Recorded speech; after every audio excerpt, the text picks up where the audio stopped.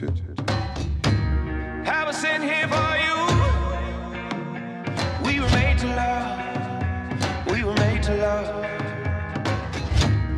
I love soul music. I grew up listening to, classic soul music.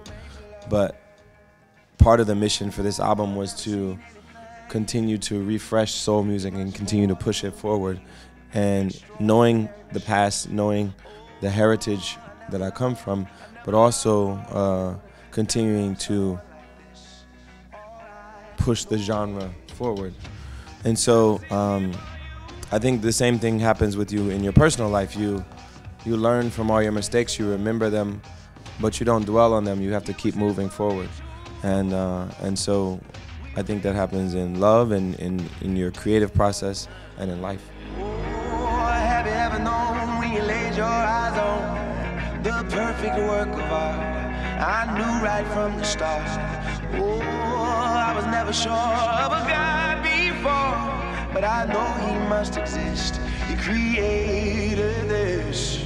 I was in here for you. Well, the song is one of my favorite songs on the album, and the production came together in a very interesting way.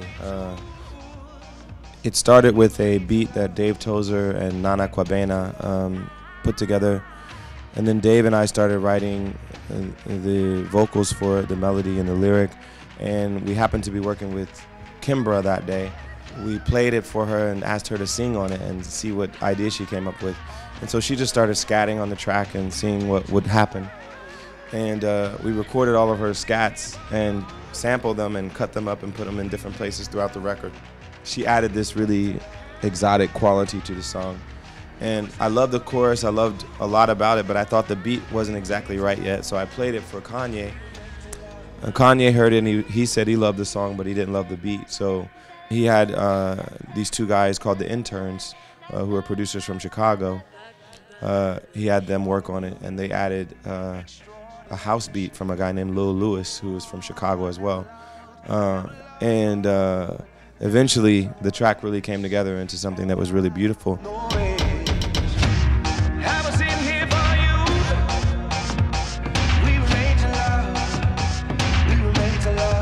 I played the song for Woodkid. He loved it and was so excited and sent me a bunch of photos and ideas of how he thought the video should look. He wanted to kind of visually represent what it felt like to be really in love with someone without literally showing it, but doing it symbolically with the liquids and the flowers and the connection between the bodies. And the idea was to symbolize what it meant to really be passionately in love with someone. And that's what we tried to convey in the video.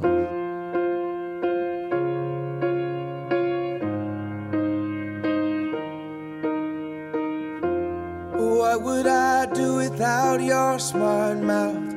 Drawing me in and you kicking me out. You got my head spinning, no kidding, I can't pin you down. This song is so personal. It's a celebration of love in general, but it's a celebration of my love for my wife as well. And we fell in love in Como. We were getting married in Como. So we felt like it would be perfect to shoot the video there. And then since we were going to shoot the video there, and our friend is directing it, and he was invited to the wedding anyway, we said, you might as well just shoot the wedding and see if we get anything cool from it, and then you can use it at the end of the video. And we decided to put, the kiss and the recession down the aisle in the video, and I think it adds like a nice personal touch to the video. 'Cause all of me loves all of you.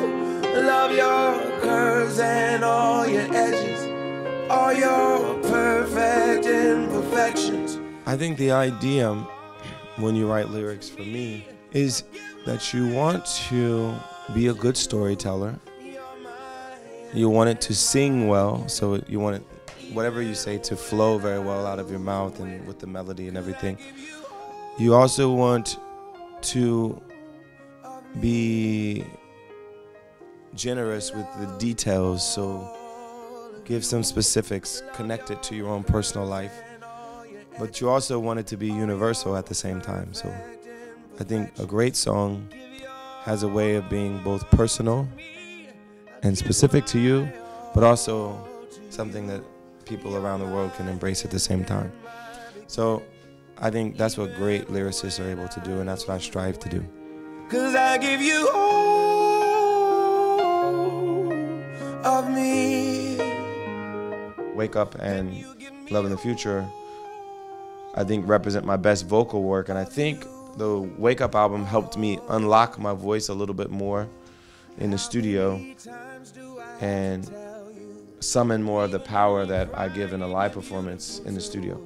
You're my downfall, you're my muse, my worst distraction, my rhythm and blues. I've had other songs that got more airplay and other songs that might have sold more singles, but Ordinary People is the one that kind of stands apart from every other song because it's so meaningful to a lot of people. And I'm grateful to have a song that means so much to people. I don't shy away from it. I don't mind singing it every single show, for the umpteenth thousandth time. Loves all of you, love your curves and all your edges. I don't know if there's any one person you could say I wouldn't be here without them, but all of them have been very important, and no one is self-made. Americans like the myth of the self-made millionaire, the self-made this or that, but I don't believe anyone is self-made. So I'm fortunate to be here because all the things came together in the right way for me to be here, but a lot of people helped to make that happen. I give you all of me, and you give me all